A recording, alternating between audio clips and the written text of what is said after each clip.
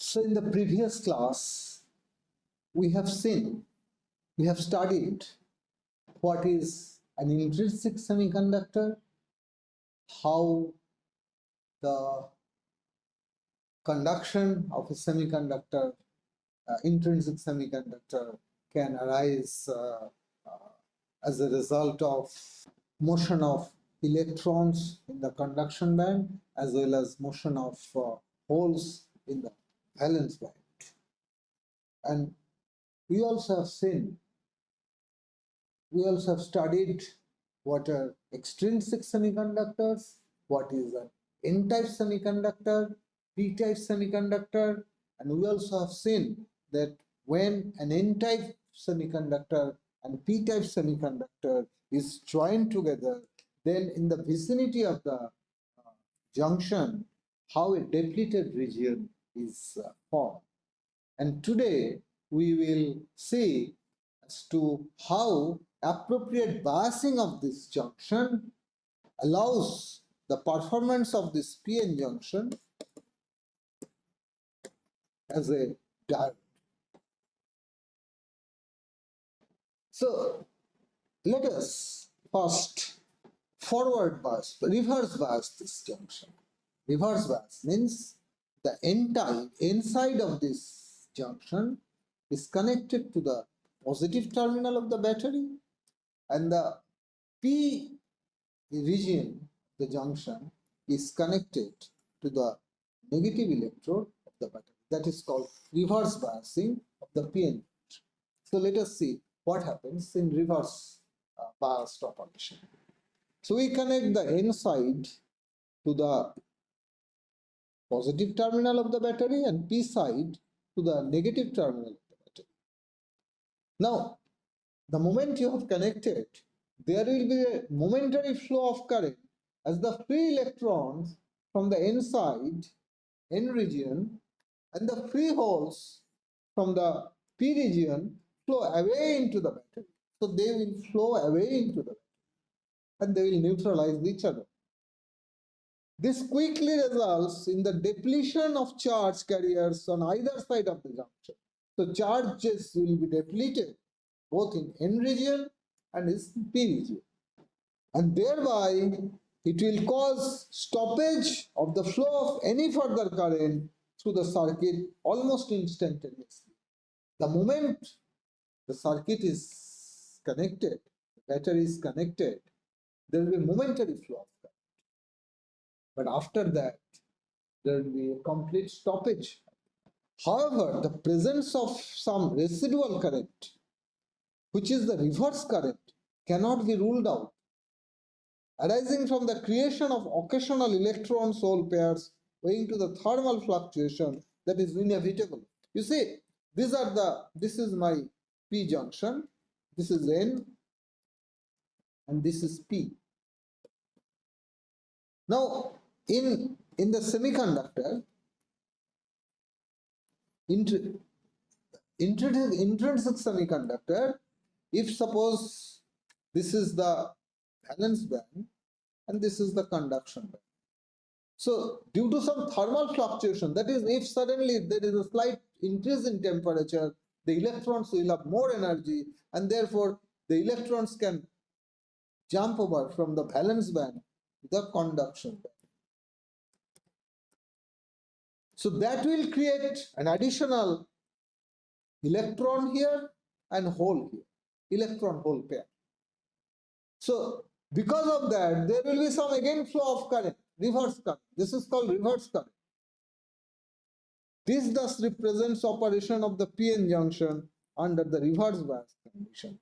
That means after some very initial flow of current, immediately as you connect this battery, there will be stoppage of any further flow of current, although there is a possibility of some flow of some reverse current, which arises from thermal fluctuation, which will result in direct crossover of the valence electron to the conduction band, resulting in flow of some reverse current. So now let us explore the forward biasing of the PN junction. So we now reverse the polarity of the battery. So then N region is connected to the negative terminal of the battery, and P region is connected to the positive terminal.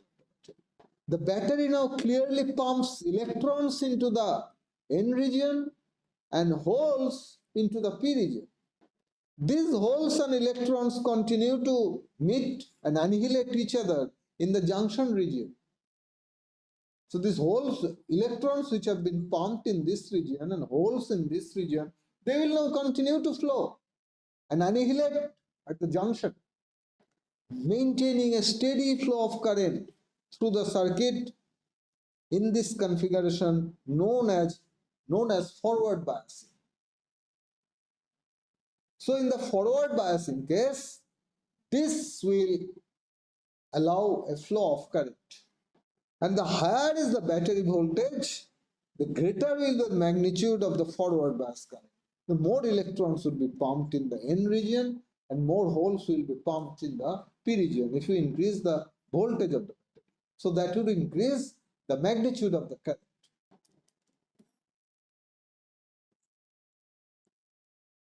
The voltage current characteristics of a PN junction diode operated in both reverse and forward bias condition is shown here. This is forward bias, so the current is increasing with voltage. As we increase the voltage, current will continue to rise. And this is the reverse current, reverse bias current. The origin of this I just explained. So having acquired this background knowledge of semiconductor physics, we are now in a position to appreciate the working of a semiconductor diode as an emitter of light, both ordinary as well as coherent. So let us now focus on light emitting diodes.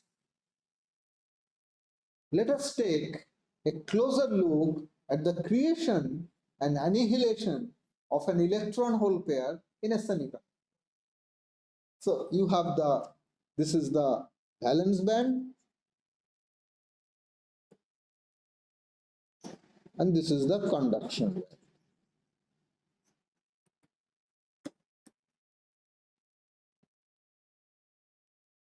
So in a semiconductor, it is easy for an electron with a slightly elevated temperature for an electron to jump from the valence band to the conduction band, thus creating a hole in the valence band, and the electron appears in the conduction.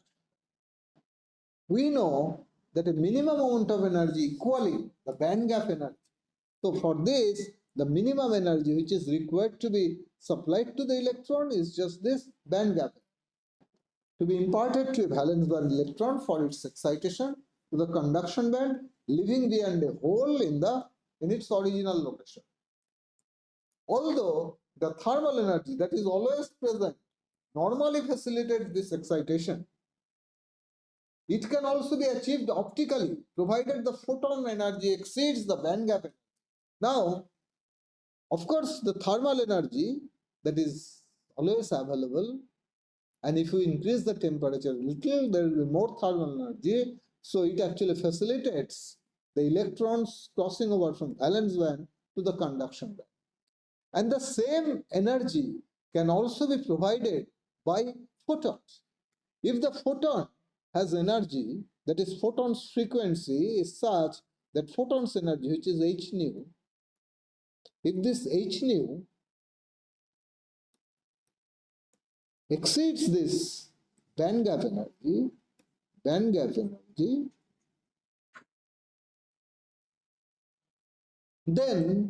the electron can absorb this photon, and as this photon's energy exceeds the band gap energy, the electron can cross over from the valence band to the conduction band by absorbing this energy. When an electron and hole combine, so like a photon, when absorbed by this electron, and if the photon has energy more than this band gap energy can excite an electron from the valence to the conduction band. Similarly, when an electron, suppose this electron jumps down to the valence band, and the electron and hole then would combine and annihilate each other. So what basically happens is that an electron from the conduction band falls into a hole and they annihilate each other at the valence band, and the two nullify each other. That is the annihilation. So if they nullify each other, then what will happen? The excess energy that is released when the electron jumps down into the valence band can be emitted as a photon. You see, like when a photon is absorbed, suppose there is an electron here, and if a photon comes and this electron absorbs this photon, it goes off here. So the electron climbs up to the conduction band and a hole is created. So this needs a photon of appropriate energy to be shown onto this, and then the electron will absorb that photon and will jump to the conduction band. Similarly, when this electron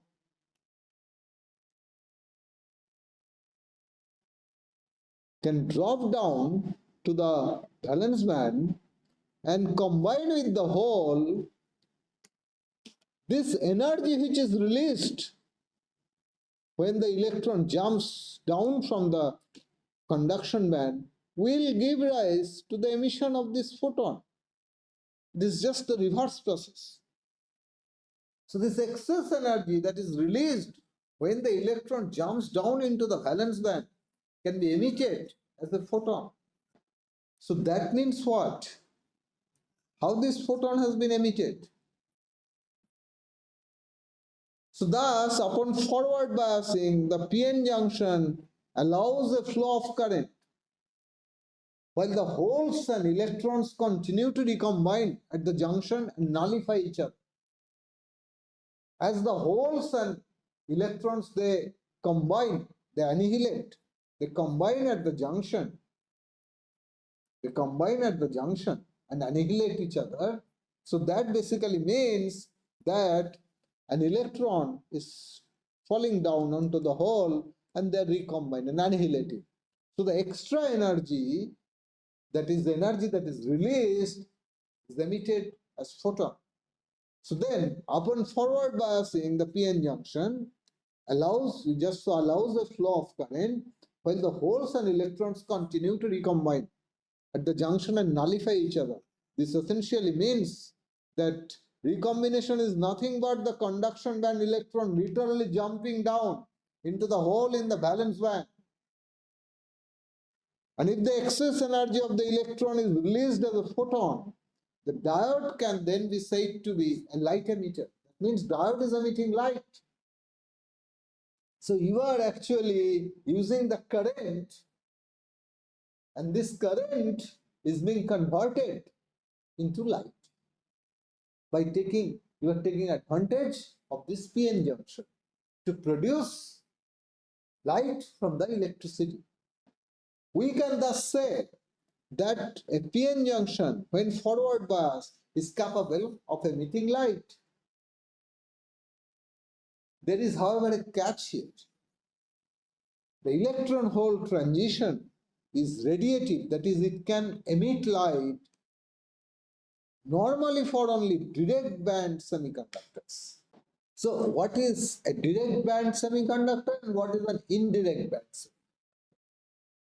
You see, without going into any more detail, let me mention that in a direct band semiconductor, direct band gap semiconductor, the total momentum of the electron and hole do not change as they recombine. The transition only involves a change in the energy that is carried by the emitted photon. See, as the transition takes place, that is, the electron comes down and combines with a hole. This process, in any such process, both the energy and momentum must be conserved. In a direct band gap energy semiconductor, the conservation of momentum is automatic. It is intrinsic to the property of the direct band gap semiconductor. And the deficit of energy, that is when the electron falls back onto the, drop down onto the, from the conduction band to the valence band and recombines with a hole, the energy, that is the deficit of energy, that is the energy balance, is maintained by the formation of the photon. The extra energy is carried by the photon. So in a direct band gap energy, this transition results in both conservation of momentum as well as conservation of energy. Conservation of energy similar just comes from the formation, creation of this photon. So in direct band gap semiconductor, this process can be quite possible. On the contrary, in an indirect band gap semiconductor, the total momentum of the electron and hole changes as they recombine. Conservation of momentum is not possible if the excess energy is released only as a photon. The extra energy, if it is released only as a photon, then the conservation of momentum is not possible. Momentum energy is of course conserved, but not the momentum in an indirect band gap. The electron needs to pass through an intermediate state to transfer momentum to the crystal lattice, and in turn the energy is dissipated as heat instead of light. So in an indirect band gap semiconductor, creation of light is not possible because it would violate the conservation of momentum. So this is not possible, such a process. Silicon, the best known semiconductor that serves as the building block of miniature electronics today, is unfortunately an indirect band semiconductor. Nature has always not been very kind, and thus does not make a good light emitter, hence a light emitting diode. Other semiconductors such as germanium, gallium phosphate, aluminum phosphate, aluminum arsenide also have indirect band gaps and thus perform poorly as emitters of light. Some of the notable examples of a direct band gap semiconductor are gallium arsenide, gallium antimonide, indium antimonide, indium arsenide, indium phosphate, indium antimonide, of which gallium arsenide has the distinction of emerging as the very first light emitting diode. And also, as you would see later, that the very first semiconductor laser also made use of gallium arsenide as the active material. So with this background knowledge, let us now switch over to diode lasers. So long we have just studied diode as an emitter of light. There the light is emitted in every possible direction. So the emission from an LED, light emitting diode, is spontaneous in nature, and the emitted light is therefore ordinary and spreads in all possible directions. So if we draw this is P junction, this is P region, this is N region, this is the depleted region where the charges actually recombine and light is emitted. Light is emitted in all possible directions. So here I show the emitted light in two dimension, but basically the light is emitted all around for the entire 4 pi solid. So this is spontaneous emission. So how then we can make a diode, make an PN junction work like a diode? It is not difficult to figure out that a light emitting diode can be converted into a laser by realizing it in condition, by realizing in it the condition of population inversion and simultaneously ensuring the presence of optical feedback. That is basically we have to integrate this population inverted medium with a cavity. How would we ensure population inversion? The population inversion can be ensured by appropriately increasing the pumping current so that the rate at which electrons fall into the holes and recombine exceed the rate at which electrons at the valence band can jump into the conduction band by absorbing photons emitted from the recombination. So you see, you have a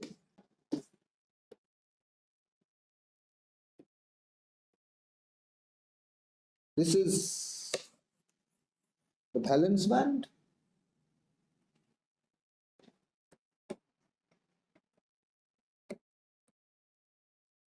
and this is conduction.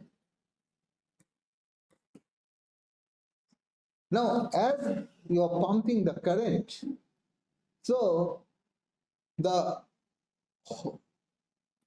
electrons you are creating, as you are pumping the current, you are creating holes and electrons in the holes in the valence band and electrons in the conduction band.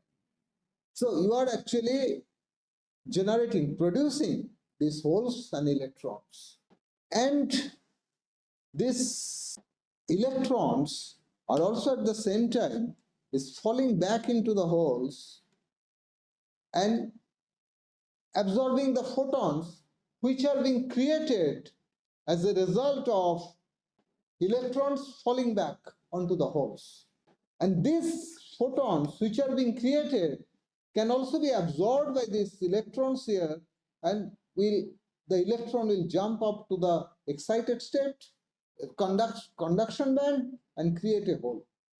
So in order to create population inversion, the rate at which the photons are being created must exceed the rate at which these photons can be absorbed by the electrons on the valence band, which will create holes and electron pair. Only when this rate of generation of photons will exceed the rate at which the photons will be absorbed will there be a state of population inversion.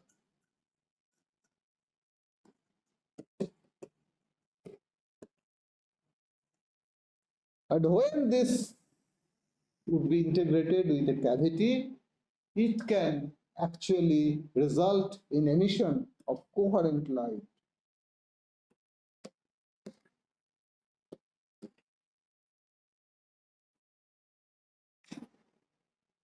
So then the population inversion can be ensured by appropriately increasing the pumping current so that the rate at which electrons fall into holes and recombine exceeds the rate at which electrons at the valence band can jump into the conduction band by absorbing photons emitted from such recombination. Feedback can be provided by placing the device inside an optical cavity. Nature has been kind here as the refractive index of semiconductor material is usually very high. For example, the refractive index of gallium arsenide is 3.6, which is an extremely high number. And the Fresnel reflectivity is about 36%. Because you know that the Fresnel reflectivity, so this is my gallium arsenide, and this is air. So this is one phase and this is the other phase. So what will be the reflectivity that this phase should offer when light falls on this? Light that is created in the junction will fall on this. So what will be the reflectivity, Fresnel reflectivity? We know that it is n minus 1 whole square divided by n plus 1 whole square, where n is the refractive index of gallium arsenide and 1 is the refractive index of the surrounding medium, which in this case is there. So that can be taken as 1. So n is, as I said, is 3.6 minus 1 whole square divided by 3.6 plus 1 whole square. So this, if you calculate, it will come to about 0.36 or maybe 0.35. So that means the Fresnel reflectivity is 35%. That means if 100 photons shines onto this surface, 35 of them would be reflected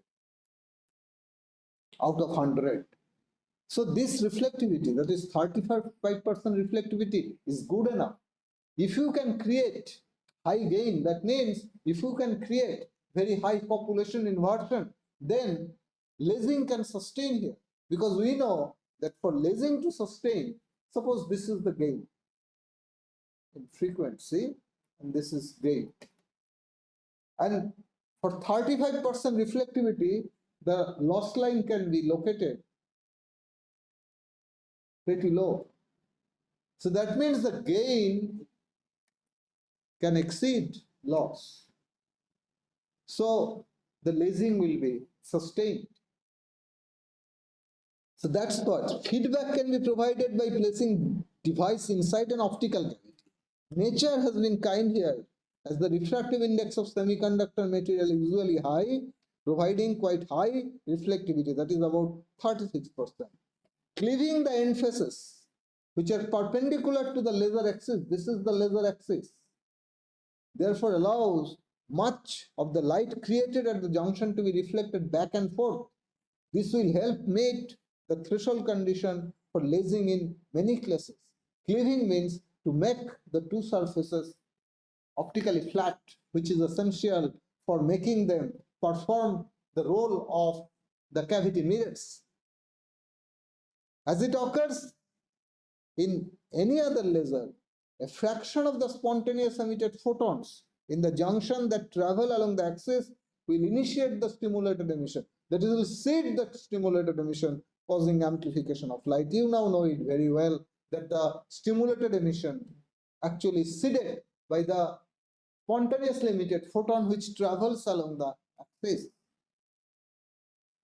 For low gain lasers, for lasers which gain is low, or when an unidirectional laser beam is essential, because here the laser beam will be emitted in both directions. So either when the gain is low or when an unidirectional beam is essential, the reflectivity of the faces can be manipulated by appropriately coating them with dielectric layer to give the proper reflectivity that would ensure that the loss is less than gain, and therefore you can still affect the lasing in such cases. I think I will stop here today, and tomorrow we'll begin right from here.